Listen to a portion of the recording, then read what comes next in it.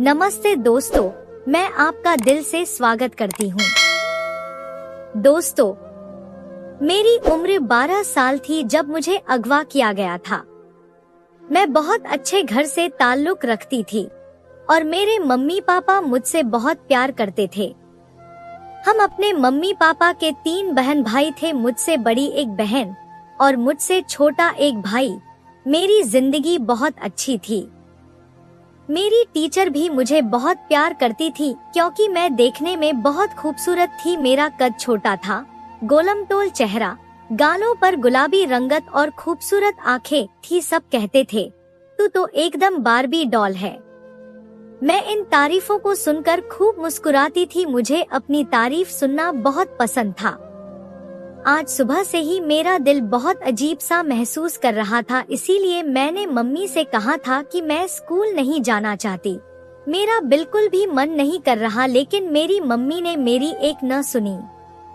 उन्होंने मेरे सिर पर हल्की सी चपत लगाते हुए कहा, खबरदार, जो तुमने आज बहाना बनाया मैं तुम्हें बहुत मारूंगी। जल्दी से तैयार हो जाओ, तुम्हारे पापा तुम लोगों को स्कूल छोड़ने जाएंगे। जल्दी करो। यह कहकर वह कमरे से चली गई। मेरी दीदी और मेरा छोटा भाई तो फौरन तैयार होने के लिए खड़े हो गए थे, लेकिन आज मेरा बिल्कुल मन नहीं कर रहा था स्कूल जाने का। वरना मैं बहुत अच्छी स्टूडेंट थी, हमेशा वक्त पर स्कूल जाती थी और अपना काम भी समय पर करती थी। लेकिन आज मुझे बहुत घबराहट हो रही थी। ऐसा लग रहा था जैसे कुछ बुरा होने वाला है, मगर मेरी मम्मी मेरी बात सुनने को तैयार ही नहीं थी। मैं भी खड़ी हो गई। स्कूल तो जाना ही था। आज मेरा टेस्ट भी था। अगर मैं वह टेस्ट न देती तो मेरे फाइनल एग्जाम में अच्छे नंबर नहीं आते, इसीलिए मैं फौरन खड़ी हो गई और बाथरूम की तरफ बढ़ गई। मम्मी ने मेरी यूनिफॉर्म पहले ही बाथरूम में लटका दी थी। बाथरूम में जाकर मैंने शावर लिया और कपड़े बदलकर बाहर आ गई। स्कूल यूनिफॉर्म में भी मैं बहुत प्यारी लगती थी। मैंने 2 पोनीटेल बनाई और जल्दी जल्दी तैयार होकर बाहर आ गई। मेरा बैग पहले से तैयार था जो मम्मी के पास रखा था। हम तीनों बहन भाइयों ने मम्मी के हाथ का नाश्ता किया। मैं अपनी मम्मी की बहुत लाडली थी, इसलिए उनसे चिपक कर बैठी थी। मैंने उनकी बाहों में अपनी बाहें डालकर कहा, मम्मी आज मेरा बिल्कुल मन नहीं कर रहा। पता नहीं क्यों बहुत अजीब सा लग रहा है। आज मैं छुट्टी कर लूं, फिर कभी चली जाऊंगी। लेकिन मम्मी ने सिर हिलाकर मना करते हुए कहा, नहीं मेरी लाडो, आज तुम्हारा टेस्ट है। तुमने इतनी मेहनत की है, अगर आज के टेस्ट में पास नहीं हुई तो फाइनल एग्जाम में क्या करोगी? उनकी बात भी बिल्कुल सही थी, इसीलिए मैं चुप हो गई। मैंने अपने आप को काबू किया और मम्मी के गाल पर प्यार करके जल्दी से घर से निकल गई। वह हमें दरवाजे तक छोड़ने आई। हम स्कूल की तरफ रवाना हो गए। आमतौर पर पापा हमें स्कूल छोड़ने जाते थे, लेकिन आज उन्हें ऑफिस जल्दी जाना था, इसीलिए मैं, दीदी और मेरा छोटा भाई तीनों ही पैदल जा रहे थे। मगर अचानक रास्ते में एक गाड़ी हमारे आगे रुक गई। हम तीनों घबरा गए कि ये लोग कौन हैं। तभी उस गाड़ी में से 2 मोटे ताजे आदमी बाहर निकले और उन्होंने दीदी और मेरे छोटे भाई को छोड़कर सिर्फ मुझे पकड़ लिया। मुझे घसीटकर गाड़ी में डाल दिया। मैं रोती जा रही थी, चिल्ला रही थी, मुझे छोड़ दो, मुझे छोड़ दो। लेकिन उन लोगों को मेरे हाल पर जरा भी रहम नहीं आ रहा था। उन्होंने मुझे पटकने के अंदाज में गाड़ी में डाला और तेजी से गाड़ी भगा ले गए। मेरी दीदी और छोटा भाई उनके पीछे बहुत दूर तक दौड़ते रहे। वे चिल्लाते रहे, हमारी बहन को छोड़ दो, वह मासूम है, उसने कुछ नहीं किया। मगर वे लोग न रुके, नहीं रुकने वाले थे। मैं गाड़ी के अंदर खूब हाथ पैर चला रही थी, उनसे गुहार लगा रही थी कि मुझे जाने दे, लेकिन फिर भी उन लोगों को मुझ पर जरा भी दया नहीं आई। मेरे ज्यादा शोर करने से बाहर मौजूद लोगों को शक हो सकता था, इसलिए गाड़ी चला रहा ड्राइवर गुस्से से बोला, इस लड़की के मुंह पर रुमाल रख। चीख चीख कर कान फाड़ दिए हैं, अगर बाहर वालों को जरा भी भनक पड़ गई तो हमारे लिए मुसीबत हो जाएगी। मैं उसकी बात सुनकर और जोर से चीखने वाली थी, लेकिन तभी बगल में बैठे आदमी ने मेरे मुंह पर रुमाल रख दिया। मैंने अपनी सांस रोकने की कोशिश की। मैं बहुत होशियार बच्ची थी, लेकिन मेरा सांस रोकना भी काम नहीं आया। उस रुमाल में बहुत सारा क्लोरोफॉर्म था, जिसके कारण मैं तुरंत बेहोश होकर उनकी बाहों में ही ढेर हो गई। मेरी आंख रात के वक्त खुली। मुझे बहुत शोर सुनाई दे रहा था, गानों की आवाज, ढोल की थाप, मर्दों की हंसी। मैं फौरन उठकर बैठ गई। मैं किसी कमरे में थी, एक छोटे से बिस्तर पर लेटी हुई। चारों तरफ रंग बिरंगे पर्दे लगे थे, जगह जगह घुंघरू टंगे थे। मेकअप का सामान रखा था और शराब की बोतलें भी थी। मेरा दिमाग काम करना बंद कर चुका था। मैं कहाँ थी, मुझे कुछ समझ नहीं आ रहा था। मैं अभी तक अपनी स्कूल यूनिफॉर्म में ही थी। मैं फौरन अपनी जगह से खड़ी हुई। मेरा इरादा दरवाजा पीटने का था, लेकिन मैं रुक गई। बाहर से मर्दों की आवाजें आ रही थी, यानी मैं किसी गलत जगह पर पहुंच गई थी। मेरा दिमाग तेजी से काम करने लगा। मैं बहुत सावधानी से खिड़की के पास गई और पर्दा हटाकर बाहर झांका। लेकिन जो मैंने देखा, उससे मेरे पैरों तले जमीन खिसक गई। मैं 12 साल की थी, कोई छोटी बच्ची नहीं थी। मैंने अक्सर टीवी ड्रामों में ऐसे दृश्य देखे थे जहां कोठे का मंजर दिखाया जाता था, यानी मैं किसी गलत जगह पर आ चुकी थी। मेरी आंखों से लगातार आंसू बह रहे थे। मुझे मेरी माँ बहुत याद आ रही थी। मैंने उन्हें कहा था कि आज मुझे स्कूल नहीं जाना, लेकिन उन्होंने मेरी एक न सुनी थी और मुझे जबरदस्ती स्कूल भेज दिया था। इसका नतीजा यह हुआ कि आज मैं एक कोठे पर थी। मेरा दिल बहुत घबराया हुआ था। मैं मन ही मन दुआ कर रही थी कि मेरे मम्मी पापा कहीं से मुझे बचाने आ जाए, पुलिस यहाँ पहुँच जाए और मुझे यहाँ से निकाल ले। लेकिन शायद अब यह सब मेरे नसीब में नहीं था। मेरा नसीब जैसे काला पड़ चुका था। मैं चुपचाप बिस्तर पर बैठ गई और दुआ करने लगी, ऊपर वाले मुझे बचा ले। मैं यहाँ नहीं रहना चाहती। मुझे पढ़ाई करनी है, मेरी जिंदगी को बर्बाद होने से बचा ले। लेकिन शायद अब मेरी दुआएं कबूल नहीं होनी थी। वक्त गुजरता जा रहा था और मैं रोते रोते कब गहरी नींद में चली गई, मुझे पता ही नहीं चला। अगली सुबह कोई मेरे सिर के पास खड़ा मुझे झकझोर रहा था। मैंने धीरे धीरे आंखें खोली तो सामने एक औरत खड़ी थी, जिसने चमकीले कपड़े पहने थे। वह मुझे घूर रही थी। मैं डरकर फौरन उठ बैठी। वह मुझे देखते हुए बोली, ए छोरी, बाहर आ, ताराबाई ने तुझे याद किया है। मैं दिल ही दिल में सोच रही थी कि यह ताराबाई कौन है। उसने मेरा हाथ पकड़कर मुझे घसीटना शुरू किया। मैंने तुरंत कहा, मुझे मुंह धोने दो, मैं अभी अभी उठी हूँ। मेरी बात सुनकर उसने हंसी मारी और मेरा चेहरा अपने हाथों में पकड़ते हुए बोली, ए लड़की, तेरा चेहरा तो बहुत खूबसूरत है, इसे धोने की जरूरत नहीं। चल, ताराबाई का हुक्म है कि तुझे जल्दी बाहर लाओ। वह बहुत गंदी भाषा में बोल रही थी। मुझे उस औरत से बहुत तकलीफ हो रही थी, लेकिन मैं कुछ बोल नहीं सकती थी। उसने अपने चेहरे पर मेकअप की कई परतें चढ़ा रखी थी और भारी भरकम कपड़े पहने थे। उसे लगता था कि वह खूबसूरत लग रही है, लेकिन मुझे वह बहुत बदसूरत दिख रही थी। वह मुझे घसीटकर बाहर लाई और ताराबाई के कदमों में फेंकते हुए बोली, बाई, यह वही लड़की है जो कल रमेश ने भेजी थी। मैंने सिर उठाकर देखा। एक तख्त लगा था जिस पर एक औरत बैठी थी। वह काफी मोटी ताजी थी। उसने बहुत ही घटिया कपड़े पहने थे, जिन्हें देखकर मेरी नजरें झुक गईं। उसने साड़ी पहनी थी, लेकिन इस तरह कि उसका सारा शरीर दिख रहा था।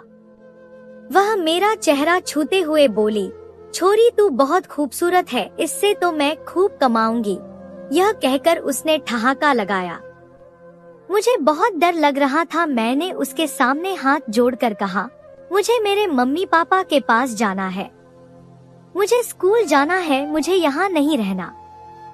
मुझे छोड़ दे। आप लोग कौन हैं? यह गंदी जगह है। मैं और कुछ कहती उससे पहले ही ताराबाई ने मेरे मुंह पर जोर से थप्पड़ मारा और मेरा चेहरा अपनी मुट्ठी में दबोचकर बोली, ए छोरी, मेरी रोजी रोटी को अगर तूने गंदा कहा तो मैं यहीं तेरी कब्र बना दूंगी। अपनी जुबान बंद रख। मेरे सामने कोई बकवास नहीं करेगा। मेरे पैर दबा। फिर सोचती हूँ तेरा क्या करना है। मैं रोते हुए अपनी जगह से खड़ी हुई। उसके हाथ की उंगलियां मेरे गाल पर छप गई थी। मेरी आंखों से आंसू बह रहे थे, लेकिन मैं बहुत बेबस थी। मैं इन लोगों के रहमो कर्म पर थी। मैं चुपचाप उसके पैर दबाने लगी। ताराबाई मुझे ही घूर रही थी। मेरी आंखों से टप टप आंसू गिर रहे थे। थोड़ी देर बाद ताराबाई ने मुझे जोर से लात मारी और गुस्से से चिल्लाई, मैंने तेरे साथ ऐसा क्या कर दिया जो तू इतने आंसू बहा रही है? चुप हो जा। ए रजनी, इसके लिए नाश्ता बना। ताराबाई के पास ही एक खूबसूरत लड़की खड़ी थी। उसने भी चमकीले कपड़े पहने थे। यहाँ मौजूद लगभग हर कोई ऐसे ही चटकीले कपड़ों में था, लेकिन मुझे इन कपड़ों से घिन आ रही थी। रजनी तुरंत ताराबाई के हुक्म पर किचन में चली गई। मैं नीचे बैठी बहुत उदास थी। मैंने अपने आंसुओं पर काबू कर लिया था, क्योंकि मेरी दादी माँ अक्सर कहती थी कि जो लोग रोते हैं वे कमजोर कहलाते हैं। यह दुनिया इतनी जालिम है कि रोने वाले को और रुलाती है। इसलिए कभी भी किसी के सामने रोकर अपनी कमजोरी जाहिर नहीं करनी चाहिए। मैंने अपने आप को संभाल लिया था, लेकिन कुर्सी पर बैठी ताराबाई मुझसे ज्यादा तजुर्बेकार और होशियार थी। थोड़ी देर बाद मेरे सामने खाना रख दिया गया। मैंने ताराबाई की तरफ देखते हुए धीमी आवाज में कहा, बाई, मैंने मुंह नहीं धोया, ब्रश नहीं किया। क्या मैं बाथरूम चली जाऊं? ताराबाई मेरी बात पर जोर से हंसी और सिर हिलाते हुए बोली, ए रजनी, इसे ले जाकर इसका नाजुकपन जरा दूर कर। मैं हैरान थी कि यह क्या बातें कर रही हैं। रजनी के होठों पर मुस्कान आ गई थी और वह मेरा हाथ पकड़ने लगी। मैंने फौरन अपना हाथ पीछे खींच लिया और ताराबाई की तरफ देखते हुए बोली, जैसा आप कहेंगी वैसा ही होगा। मैं ऐसे ही नाश्ता कर लूंगी। ताराबाई मेरी बात पर जोर से हंसी और सिर हिलाकर सीधी होकर बैठ गई। अब वह रजनी की तरफ मुड़कर न जाने कौन कौन सी बातें पूछ रही थी, जो मुझे बिल्कुल समझ नहीं आ रही थी। मेरे लिए नाश्ते में एक पराठा और चाय लाई गई थी। नाश्ता करने के बाद मैं वह सामान उठाकर किचन की तरफ जाने लगी। तभी ताराबाई ने मेरा हाथ पकड़ लिया और रजनी को आवाज देकर सामान उठाने को कहा। मुझे अपने पास बिठाते हुए वह बोली, तू अभी बालिग नहीं हुई, वरना मैं तुझे अभी कोठे पर बिठाकर अपना धंधा चमका लेती। लेकिन तू भविष्य में मेरे लिए बहुत कमाई करेगी, इसीलिए मैं तुझे 18 साल तक कुछ नहीं होने दूंगी। तू मेरे साथ रहेगी, मेरी छत्रछाया में। लेकिन अगर तूने कभी होशियारी दिखाने की कोशिश की या मेरी इजाजत के बिना इस कोटे से भागने की कोशिश की, तो याद रख, मैं तेरी चमड़ी उधेड़ दूंगी। तेरा नाम आज से शीला है। मैं बिना डरे बोली, मेरा नाम राधिका है। आप मुझे गलत नाम क्यों दे रही हैं? आपने मुझसे मेरे बारे में कुछ भी नहीं पूछा। ताराबाई ने एक नजर मेरे पूरे अस्तित्व पर डाली और मेरा जबड़ा पकड़ते हुए बोली, मेरे हुक्म को तूने नहीं माना तो मैं तुझे मार डालूंगी। लेकिन तू मेरे लिए एक कीमती लड़की है। मैं चुप हो गई। मैं अपना दिमाग लगा रही थी, लेकिन साथ ही ऊपर वाले से दुआ भी कर रही थी कि ऐसा वक्त आने से पहले मेरी जिंदगी में कुछ ऐसा हो जाए कि मैं इस कोठे से निकल जाऊं। यहाँ की हर लड़की ने अपनी जिंदगी से समझौता कर लिया था, लेकिन मैं अपनी जिंदगी से किसी कीमत पर समझौता नहीं करना चाहती थी। आज सुबह भी मैं बहुत रोई थी। ऊपर वाले से दुआ मांगी थी कि मुझे यहाँ से निकाल दे। कहते हैं न कि कुछ दुआएं इतनी ताकत रखती हैं कि वे तुरंत पूरी हो जाती हैं। वक्त गुजरता जा रहा था और मैं 18 साल की हो गई थी। आज एक बड़ी महफिल सजाई गई थी क्योंकि मेरी बोली लगनी थी। ताराबाई ने बताया था कि मुझे एक तख्त पर खड़ा किया जाएगा और कई मर्द आएंगे। इसके बाद मेरी बोली लगेगी। जो मर्द सबसे ज्यादा पैसा देगा मुझे उसके हवाले कर दिया जाएगा। अब उसकी मर्जी होगी कि वह मुझे अपने साथ ले जाए या इस्तेमाल करके यहीं छोड़ दे। अगर वह मुझे अपने साथ ले गया तो मुझे इस कोठे से आजादी मिल जाएगी, लेकिन अगर उसने मुझे इस्तेमाल करके छोड़ दिया तो मेरी जिंदगी बर्बाद हो जाएगी, क्योंकि फिर हर रात मेरे पास कोई नया मर्द आएगा और मैं उस मर्द के हवाले कर दी जाऊंगी जिसने मुझे खरीदा होगा। मेरी आंखें बंद थी, मेरे होंठ कांप रहे थे। ताराबाई की लड़कियों ने मुझे तैयार कर दिया था। मेरा दिल फटने के कगार पर था। मेरे ऊपर कैसा वक्त आ गया था। मैं हमेशा अपने मम्मी पापा की लाडली रही थी और आज एक तवायफ बनने जा रही थी। मेरे लिए यह पल बहुत तकलीफदेह था। मेरी आंखों से आंसू लगातार बह रहे थे। सुबह से ही मेरा हाल बेहाल था। रोने की वजह से मुझे बुखार हो गया था। मुझे सबसे पहले नाचना था, इसके बाद ही मेरी बोली लगनी थी ताकि लोग मुझे आसानी से खरीद सकें। महफिल सजाई जा रही थी, हर चीज की तैयारियां हो रही थी। आज पहली बार मैंने ताराबाई की आंखों में आंसू देखे। मैं हैरान थी लेकिन चुप रही। मुझे पता था कि वह मुझसे बहुत प्यार करती थी। उन्होंने अपनी लड़कियों में अगर किसी को सबसे ज्यादा अहमियत दी थी तो वह मैं थी। लेकिन आज मैं ताराबाई के पास नहीं गई और न ही उनसे कोई बात की। अगर उन्हें मुझसे इतना प्यार था तो वे कभी मेरी बोली न लगवाती और न ही मुझे यह काम करने देती। हाँ, मुझे ताराबाई से एक उम्मीद थी क्योंकि वे मेरे लिए माँ की तरह थी। लेकिन आज मुझे उनके अस्तित्व से बहुत नफरत हो रही थी। शाम ढलते ही मर्द आने शुरू हो गए। हर तरफ खुशबू फैल रही थी। शराब की बोतलें बाहर निकल आई थी। म्यूजिक सिस्टम भी लगा दिया गया था। हवेली के दरवाजे बंद हो गए थे। अब मुझे महफिल में 4 चांद लगाने के लिए जाना था। मेरा दिल ढोल की तरह मेरे कानों में बज रहा था। मेरी आंखें धुंधला रही थी। मेरे चेहरे पर घूंघट डाल दिया गया था।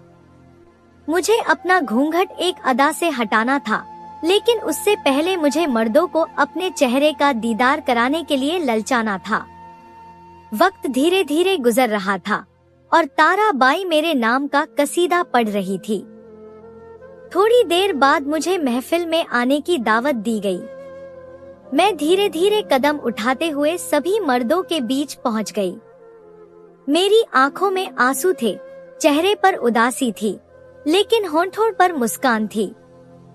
मैं जानती थी कि यह पल हर लड़की की जिंदगी में आता है, लेकिन यह पल हर लड़की को बर्बाद करने के लिए काफी होता है। मैंने म्यूजिक की ताल पर अपनी कमर लचकाई। मुझे ऐसा कपड़ा दिया गया था जिससे मेरी कमर उजागर हो रही थी। मुझे बहुत शर्मिंदगी महसूस हो रही थी, लेकिन मैं ताराबाई के सामने पूरी तरह बेबस थी।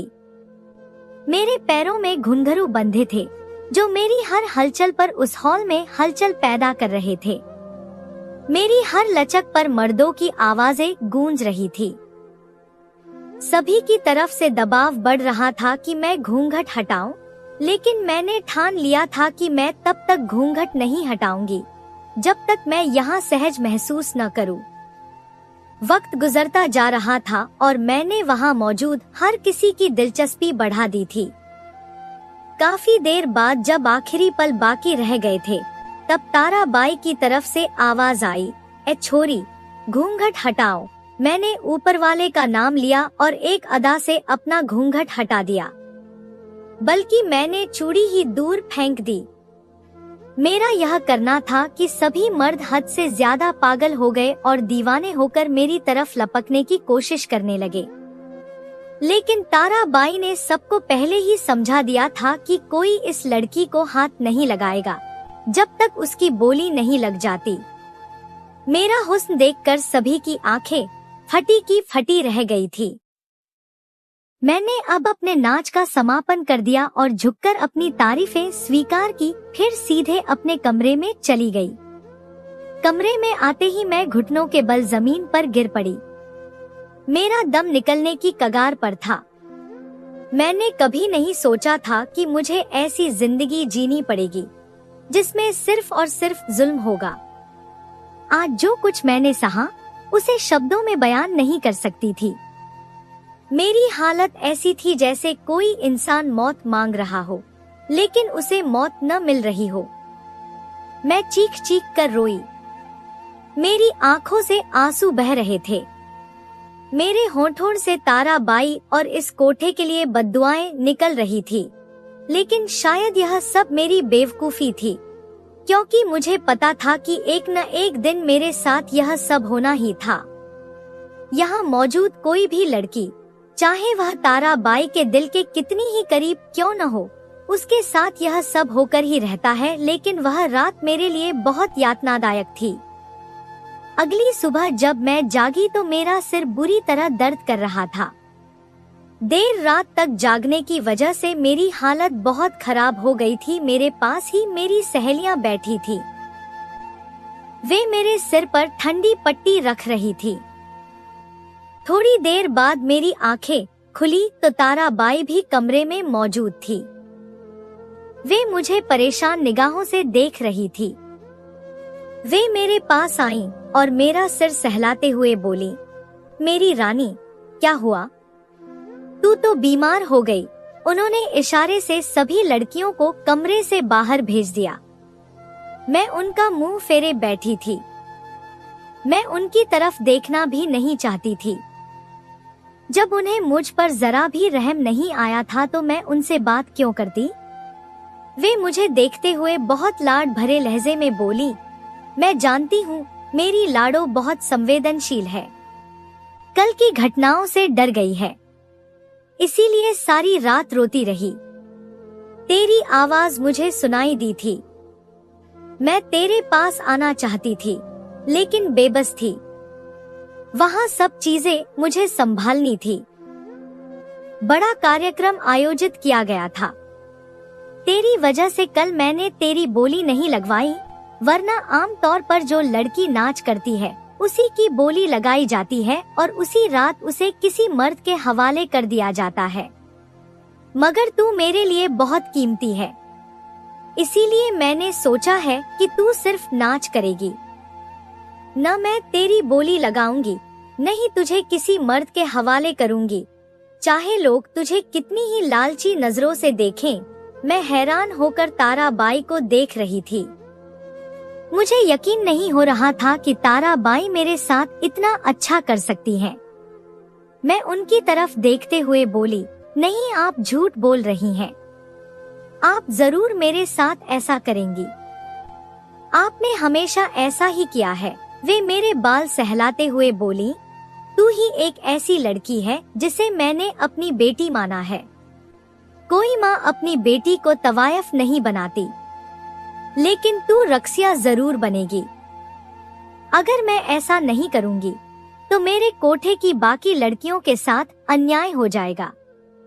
मैंने तुझ पर बहुत पैसा लगाया है। देख शीला, मुझे तेरी तरफ से अब कोई शिकायत नहीं चाहिए, और अगर मुझे पता चला कि तू रोई है तो मैं तुझे कभी माफ नहीं करूंगी, बल्कि तुझे तवायफ बना दूंगी। उनकी बात सुनकर मैं तुरंत उठकर बैठ गई और उन्हें गले लगाते हुए बोली, ताराबाई, आप बहुत अच्छी हैं, आप जैसा कोई नहीं। मैं आपकी हमेशा आभारी रहूंगी। आपका बहुत बहुत धन्यवाद। वे मेरा कंधा थपथपाकर कमरे से बाहर चली गईं। मेरा दिल बाग बाग हो गया। मुझे यकीन नहीं हो रहा था कि मैं इतनी आसानी से इतनी बड़ी मुश्किल से बाहर निकल आई हूँ। लेकिन मुझे यह नहीं पता था कि ताराबाई ने मेरे लिए यह तो कर दिया, मगर वे अपने लालची स्वभाव को कभी नहीं भूल सकती थी। हाँ, वे मुझसे प्यार करती थी, यह बात सच थी। मुझे यह भी पता था कि उनकी मोहब्बत में मेरे लिए कोई मिलावट नहीं थी, लेकिन दौलत एक ऐसी चीज है जो इंसान को बर्बाद कर देती है, और यही ताराबाई के साथ होने वाला था और वे मुझे बर्बाद करने वाली थी। वक्त गुजरता जा रहा था और मैं हर रोज महफिल सजाकर नाच करती थी। अब मुझे शर्मिंदगी नहीं होती थी, क्योंकि मुझे पता था कि न मेरी बोली लगाई जाएगी, न मुझे कोई खरीद कर ले जाएगा। बस मुझे नाचना है और इन सबका दिल लुभाना है। वक्त गुजरता गया और मेरी उम्र 25 साल हो गई। मैं एक बहुत बड़ी रक्सिया बन गई थी। दूर दराज से लोग मेरा नाच देखने आते थे। मेरी बहुत कीमत लगाई जाती थी। ताराबाई मेरे नाच से ही इतना कमा लेती थी कि उन्हें मेरी बोली लगवाने की जरूरत ही नहीं थी। वैसे भी मेरा हुस्न उन्हें चाहिए था। अगर वे मुझे किसी मर्द के हवाले करती तो वह मर्द मेरा हुस्न खराब कर देता। वक्त गुजरता जा रहा था। आज सुबह से ही मेरा दिल अजीब सा महसूस कर रहा था। मैंने यह बात ताराबाई को भी बताई थी, लेकिन वे अपने पैसे कमाने में व्यस्त थी। उन्होंने कहा, देख शीला, मुझे तेरी तरफ से कोई बहाना नहीं चाहिए। आज तुझे नाचना है। बड़ी बड़ी हस्तियां आएंगी। अगर तेरी तरफ से मुझे कोई शिकायत मिली तो मुझसे बुरा कोई नहीं होगा।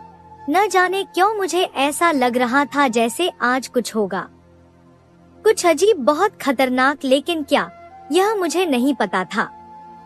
मैं बचपन से ही थोड़ी अलग थी। जब भी मेरे साथ कुछ गलत होने वाला होता था या कुछ अच्छा होने वाला होता था, मुझे पहले से महसूस हो जाता था। आज भी मुझे ऐसा लग रहा था कि मेरे साथ कुछ होगा, कुछ अजीब या अच्छा, लेकिन क्या, यह मैं नहीं जानती थी। वक्त का पहिया घूमता जा रहा था।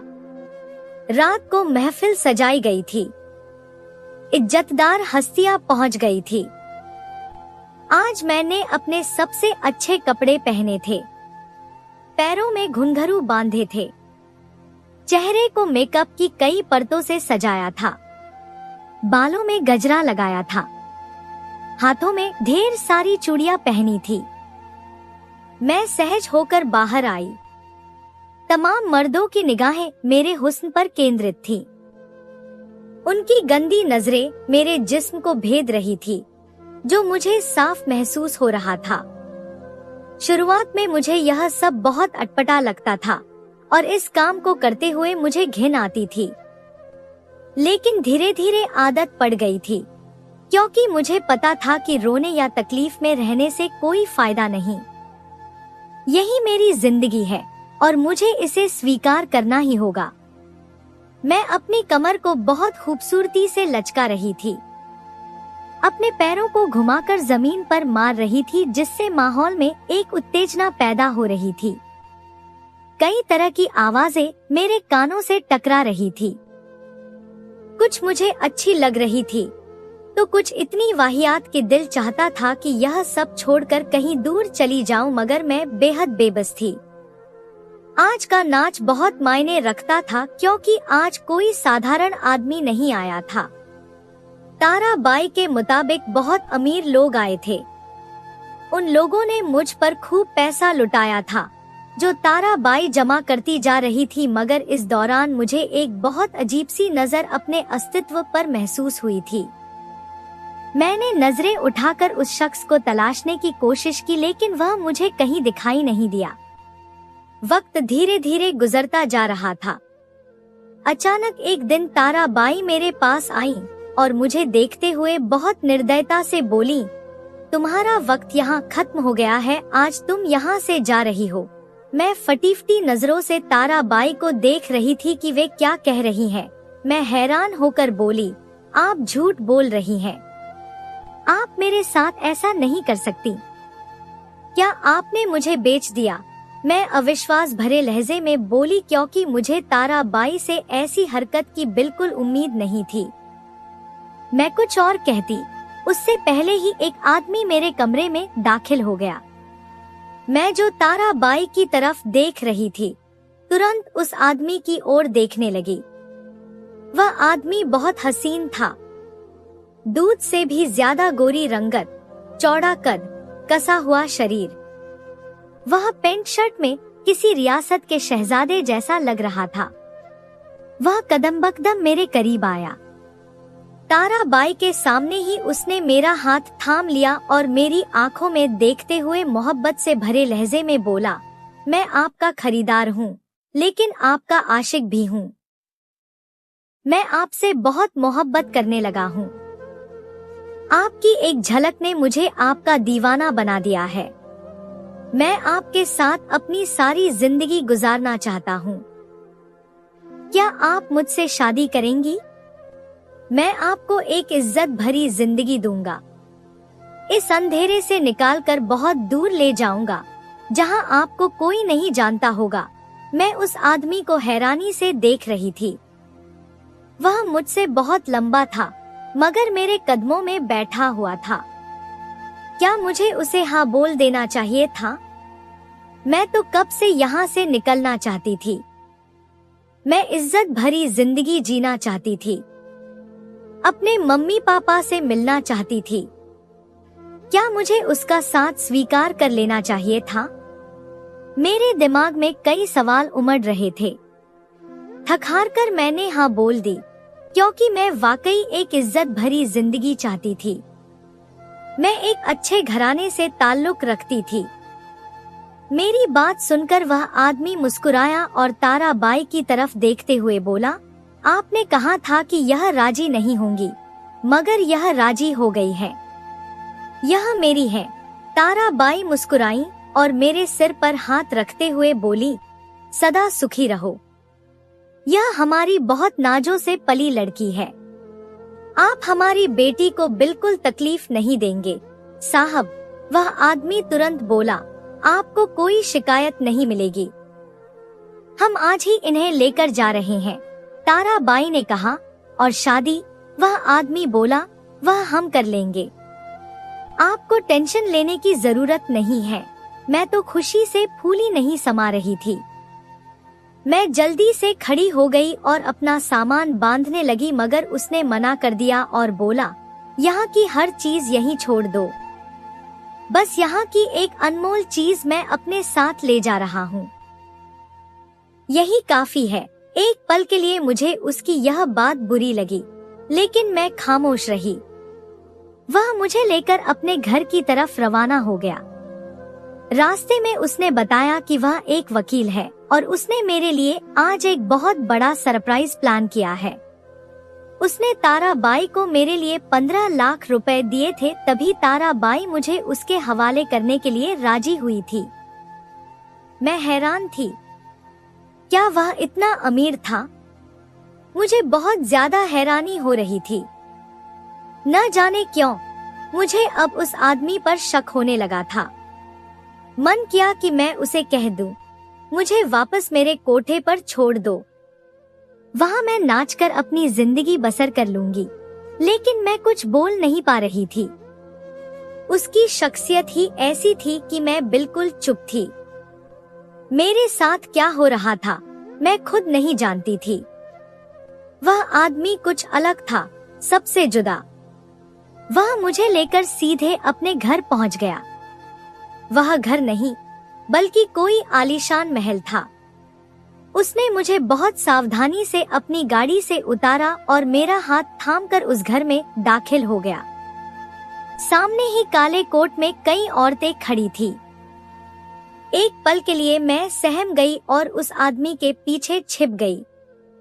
इतनी सारी औरतों को देखकर न जाने क्यों मुझे डर लग रहा था। उसने मेरे चारों ओर अपना हाथ लपेटा और मुझे अपने साथ लगाते हुए बोला, आपको डरने की जरूरत नहीं है। आपके लिए एक बहुत बड़ा सरप्राइज है। इन्हें लेकर जाओ, मैं अभी आता हूँ। यह कहकर उसने मुझे उन औरतों के हवाले कर दिया। वे मुझे किसी शहजादी की तरह लेकर ऊपरी मंजिल की ओर बढ़ चली। मेरा दिल बहुत बुरी तरह घबरा रहा था। मैं दुआ कर रही थी कि मेरे साथ अब कुछ और न हो। मैंने अपनी जिंदगी में बहुत कुछ सह लिया था। मुझे अब सुकून चाहिए था, लेकिन मुझे क्या पता था कि मेरा सुकून तो अब खराब होने वाला था। मेरी जिंदगी इस कदर मुश्किल में पड़ने वाली थी। जैसे ही मैं ऊपरी मंजिल के कमरे में पहुंची, सामने का मंजर देखकर मैं चीख पड़ी। मेरे रोंगटे खड़े हो गए। मुझे यकीन नहीं हो रहा था कि जो मैं देख रही हूँ वह हकीकत है।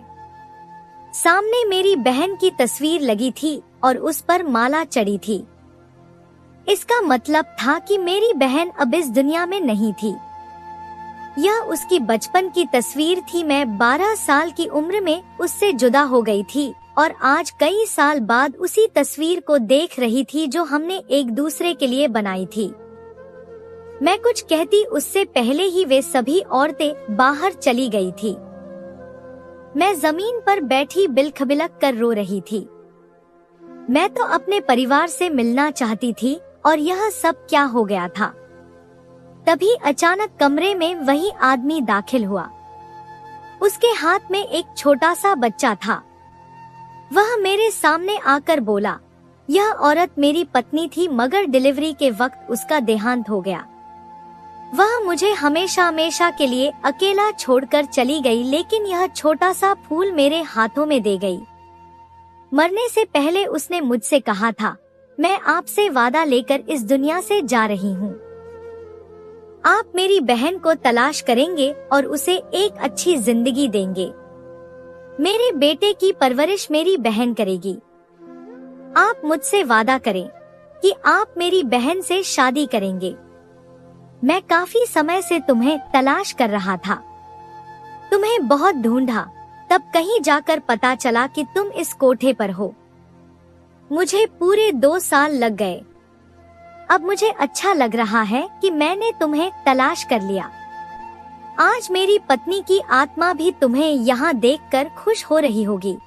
यह बात सुनकर मैंने उस बच्चे को अपनी गोद में लिया और उसे चूमने लगी। क्या वक्त इस तरह भी बदल सकता है? मैं हैरत के समंदर में डूब गई थी। मैंने उसी पल उसका हाथ थाम लिया और वादा किया, मैं अपनी बहन काव्या की इस ख्वाहिश को जरूर पूरा करूंगी। मैंने उसके बेटे को अपना बेटा मान लिया था। मेरी बहन के पति का नाम विक्रम था और वह एक बड़े वकील थे। उनकी बहुत पहचान थी, इसीलिए वे मुझे ढूंढ पाए थे। उन्होंने उसी दिन मुझसे शादी कर ली और हम दोनों ने एक नई जिंदगी की शुरुआत की। हाँ, मेरे दिल में एक चुभन थी कि जिस इंसान से मैंने शादी की वह पहले ही किसी और की मोहब्बत में गिरफ्तार था। लेकिन फिर मैं यह सोचकर अपना सिर झटक देती थी कि इसी आदमी की वजह से मैं उस नर्क से बाहर निकली हूँ। धीरे धीरे जैसे जैसे वक्त गुजरता गया, विक्रम को मेरी शख्सियत में दिलचस्पी होने लगी और वे मुझसे मोहब्बत करने लगे। मैंने अपनी बहन के बेटे को बहुत प्यार से पालना शुरू किया। वह मुझे बिल्कुल अपनी औलाद जैसा लगता था। भला मैं उससे मोहब्बत क्यों न करती? आखिर मैं उसकी माँ थी। मैंने उसे अपने से लगाकर रखा और हमेशा यही कहा, मैं ही तुम्हारी माँ हूँ। कभी मुझे धोखा मत देना। वह कुछ ही दिनों में मुझसे बहुत जुड़ गया और ज्यादातर मेरे पास ही रहता था। विक्रम बहुत व्यस्त रहते थे, लेकिन इसके बावजूद वे मुझे वक्त देते थे और मेरे लिए यही सब कुछ काफी था। शादी की पहली रात ही उन्हें पता चल गया था कि मैंने अभी तक अपनी इज्जत बचा रखी थी। मैंने उन्हें बताया कि मैं सिर्फ नाच करती थी, इसके अलावा आज तक मैं किसी गैर मर्द के करीब नहीं गई और किसी गैर मर्द ने मेरे हुस्न को हाथ भी नहीं लगाया। यह सुनकर वे बहुत खुश हुए। अब मैं विक्रम और अपने बेटे के साथ एक खुशहाल जिंदगी बिता रही हूँ। कुछ दिनों बाद मेरे घर में एक और खुशी आने वाली है, जिसकी वजह से मैं और भी खुश हो गई हूँ। तो दोस्तों, यह थी हमारी आज की कहानी। आपको सुनकर कैसी लगी हमें कमेंट करके जरूर बताएं और हमारी वीडियो को ज्यादा से ज्यादा अपने दोस्तों में शेयर करें और हमारे चैनल को भी सब्सक्राइब कर लें ताकि आने वाली वीडियो का नोटिफिकेशन आप तक तुरंत पहुंचे। मैं मिलती हूँ। आपसे अगली वीडियो में। तब तक के लिए धन्यवाद।